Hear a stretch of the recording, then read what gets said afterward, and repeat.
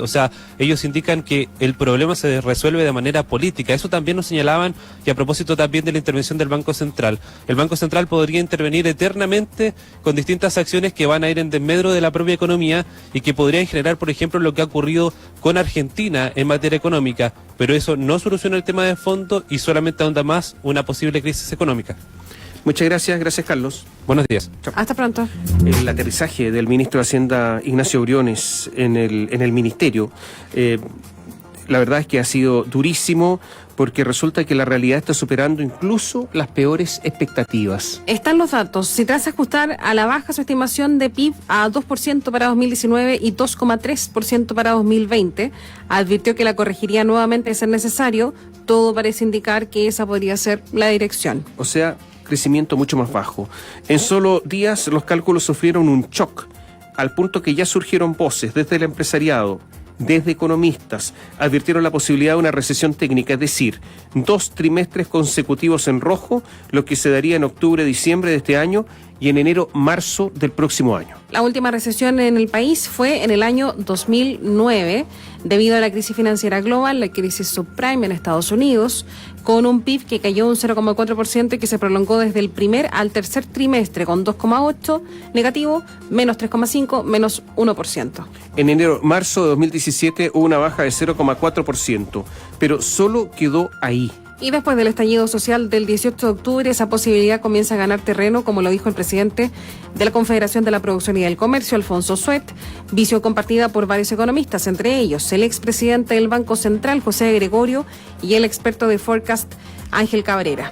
Alejandro Alarcón, que es economista de la Universidad de Chile de Géminis, Alejandro Fernández, dan por hecho que el cuarto trimestre en curso será negativo y asumen que si la anormalidad persiste, el primer cuarto, o sea, el primer trimestre de 2020, también cerrará en rojo. La amenaza de una recesión ya encuentra eco en las mismas estimaciones, para el próximo año, el próximo ejercicio. El promedio de una expansión de 2,3% planteado para Hacienda, que para algunos había sido considerado como muy pesimista y que por lo mismo ponía una presión adicional al Banco Central, que debe hacer sus propios cálculos en el informe de política monetaria del IPOM de diciembre, ya quedó corto. En la última encuesta de expectativas económicas del ente emisor, aunque la mediana de los consultados sitúa el alza del PIB de 2020 en 2,3%, cuadrándose con la corrección que hizo Hacienda, la mayoría de los economistas correspondientes al 31,4% estima que la expansión sería menor o igual al 2%. Incluso la más pesimista se situó en 1,8%, mientras que para el PIB no minero la mayoría apuntó a un incremento de solo 2,2%. Según el diario Financiero, este nuevo escenario, con definiciones aún inconclusas de parte de la actividad de las empresas, abrirá un nuevo ajuste en las expectativas, y así lo habría reconocido el propio Central tras el estallido social. En menos de un mes, la entidad deberá entregar el informe de política monetaria del cierre de año, y en su última reunión de política monetaria precisamente hicieron un primer tester de la situación, en donde todos los consejeros estuvieron de acuerdo en que era indudable que las turbulencias sociales y políticas de los últimos días tendrían implicancias sobre la economía en el corto y el mediano plazo. En lo inmediato, señaló la minuta, está claro que la paralización parcial del país durante varios días, la destrucción de infraestructura pública y privada y la sensibilidad mayor de algunos sectores importantes, como el comercio y el transporte, tendrían un impacto significativo sobre la actividad, lo que cambiaría negativamente las perspectivas de crecimiento para el año. Esa minuta data del 22 y el 23 de octubre, 5 días después de la marcha pacífica que dio origen a la efervescencia social. No observaba en el corto plazo todavía acuerdo de paz al que invitó el presidente en la noche del martes, y que también consiguieron un acuerdo por la justicia social y una nueva constitución. Ayer el presidente de la República dialogó con diversos sectores para canalizar el llamado a un entendimiento nacional como un grupo de ex-DC, entre los que se cuentan Mariana Elwin, Juan Manuel Santa Cruz, Ricardo Escobar, Clemente Pérez, que conforman Progresismo con Progreso. Además recibió Convergencia Liberal y con emprendedores y representantes de las pymes como Alejandra Mustaki, Juan Pablo Suet, Rafael Cuncille, Germán y otros, Juan Araya, etcétera. Pero la verdad es que al final el ambiente que hay es justamente que podría llegarse a una recesión, y por eso el presidente está hablando con tantos sectores. Bueno, resulta que no se sabe exactamente lo que está ocurriendo. Pero datos hay, y está este temor de la recesión técnica, Es un riesgo que se instala de nuevo en nuestro país y están varios otros datos. Por ejemplo, Consumo de energía. exactamente, que es un dato esencial. La crisis impacta el consumo eléctrico y demanda cae un 2,2% en el mes de octubre. Son varios los indicadores que reflejan las consecuencias económicas del estallido social. Generación y consumo de energía. Según el último informe mensual elaborado por el Coordinador Eléctrico Nacional, organismo que supervisa la operación del sistema, la demanda eléctrica durante el mes de octubre se contrajo 2,2% versus igual mes de 2018, tras registrar un consumo de 5.791 gigawatts hora. Esta variación es consecuencia de la crisis social que se expresó en las calles desde el 18 de octubre. Esta crisis ha provocado el cierre de supermercados, de bancos y centros comerciales, a lo que se suma el funcionamiento parcial del Metro de Santiago, una de las principales fuentes de consumo. En cuanto a las mineras, que representan más del 35% de la demanda de energía, si bien estas han tenido un comportamiento normal, existieron algunas detenciones en faenas como Los Pelambres y Escondida que también influyeron en el indicador de octubre. Según las cifras del Coordinador Eléctrico Nacional, durante los primeros 10 meses del año, la demanda por energía acumulada ha tenido un crecimiento marginal de 0,5%. Ya, eso es lo que pasa con respecto a la energía. Oye, McDonald's advierte que la crisis social ha afectado el 20% de sus restaurantes en Chile. Esto tiene impacto porque como es una empresa global, evidentemente que estas son noticias que salen también al exterior. O sea, 20% de los locales de McDonald's que no funcionan. A ver, ¿qué está pasando con las ventas de las casas, de las viviendas? Es un dato de la Cámara Chilena de la Construcción. Dice que en hasta 40% bajó la venta de viviendas después también de la crisis social, lo cuenta el diario Pulso. El sector inmobiliario suele ser el reflejo del pulso de la actividad económica y en medio del estallido social que vive el país, las ventas de viviendas ya están dando cuenta del nuevo escenario que enfrenta la economía chilena. En las últimas semanas han disminuido la venta, sobre todo en zonas urbanas que han estado más asociadas hacia estos actos de violencia y vandalismo, que es donde más afecta. Estimaciones que hemos recibido de parte de los socios hablan de un 40% menos de venta, que se asocia a la situación que hemos vivido y a semanas más cortas. Hay una mezcla de factores, lo dijo el presidente de la Cámara Chilena de la Construcción, Patricio Donoso. Sin duda la situación que estamos viviendo, al no tener certezas de lo que se va a proyectar hacia el futuro, nos convoca a todos, a nivel individual como de empresas, a revisar nuestras decisiones de inversión, sobre todo las que tienen un impacto de mediano y largo plazo, dijo. Y además señaló que si bien en las últimas semanas se han registrado un nivel normal de asistencia en las obras por parte de los trabajadores, la productividad ha caído al menos un 50%, principalmente en zonas urbanas, producto de los mayores tiempos de desplazamientos en los lugares de trabajo y porque las jornadas muchas veces no se han podido cumplir en los horarios establecidos. Bueno, está también que se sostiene que el foco de las empresas ha sido mantener activa la cadena productiva, pese a que en ocasiones el abastecimiento de servicios ha sido irregular. Está el dato también, en hasta 40% bajó la venta de viviendas después de la crisis social, lo dice la Cámara Chilena de la Construcción. Ahora, disminuye la actividad, pero el Estado tiene que seguir gastando en salud, en educación, en fin, sigue gastando el Estado y además se comprometieron a medidas reactivadoras. Esas son las medidas que se han comprometido los últimos días. Bueno, resulta que entonces aumenta la deuda pública. Hay un complejo ajedrez fiscal, es el que enfrenta actualmente el gobierno para hacer frente a las demandas sociales crecientes sin poner en peligro la estabilidad fiscal. Los nuevos requerimientos de gasto dados tanto por la agenda social estimada por el Ejecutivo en torno a $1.200 millones y los compromisos acordados con la oposición en el presupuesto del próximo año, que según fuentes alcanzaría los $800 millones, llevaron al Ministerio de Hacienda a tomar varias decisiones importantes en los últimos días con impacto fiscal. En primer lugar, anunció que retirará $2.400 millones del Fondo de Estabilización Económica y Social, 1.000 millones este año y 1.400 millones en 2020. Y en segundo lugar, que solicitará un aumento en la autorización de deuda en $1.000 millones adicionales a los $7.500 millones que ya estaban en el proyecto original.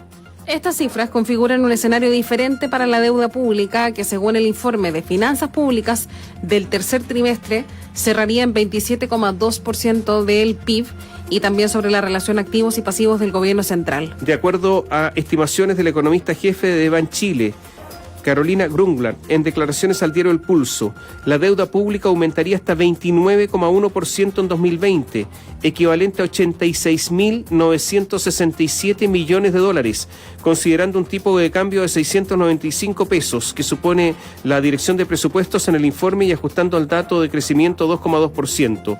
Es el nivel más alto en relación al PIB desde 1992, cuando alcanzó el 31,1%.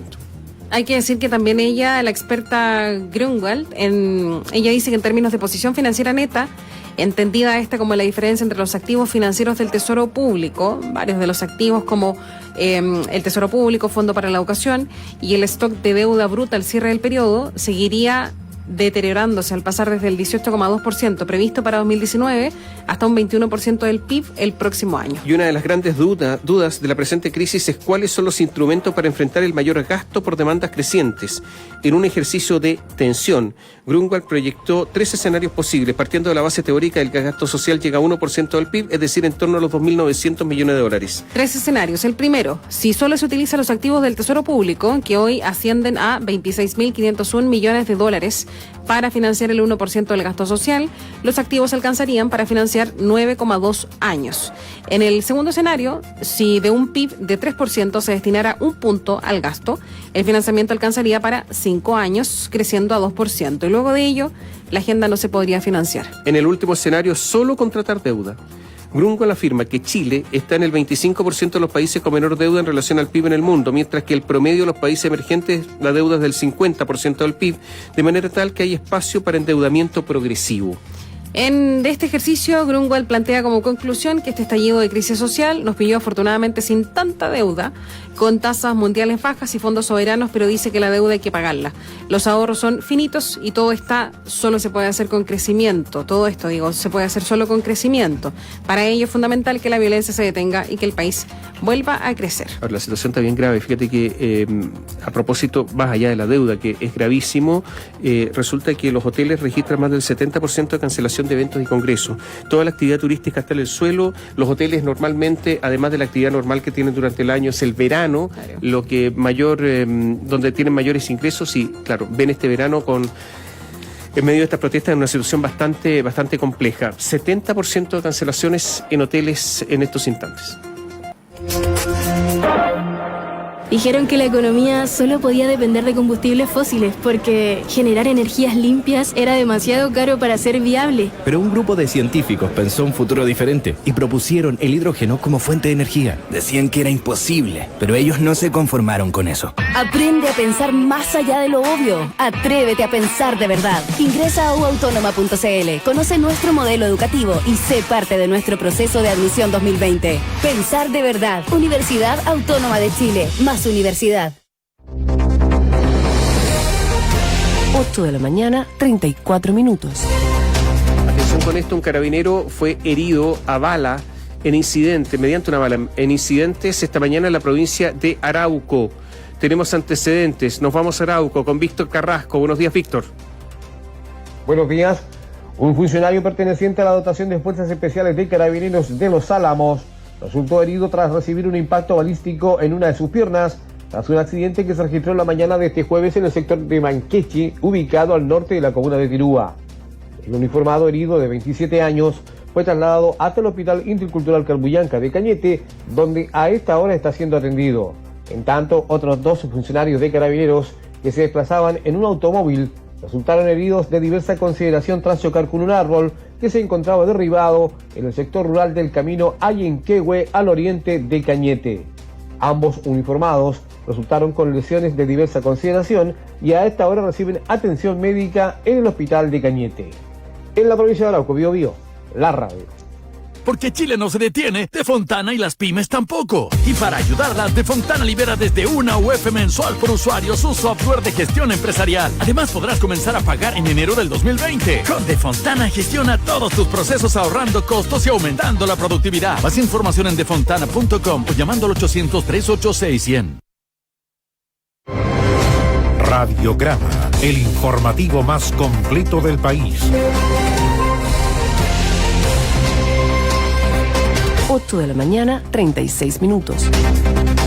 A ver, la Intendencia Metropolitana citará hoy al mediodía a la Federación Nacional de Recolectores de Residuos Domiciliarios Urbanos para negociar el término del paro indefinido de los trabajadores que recolectan la basura en la región metropolitana.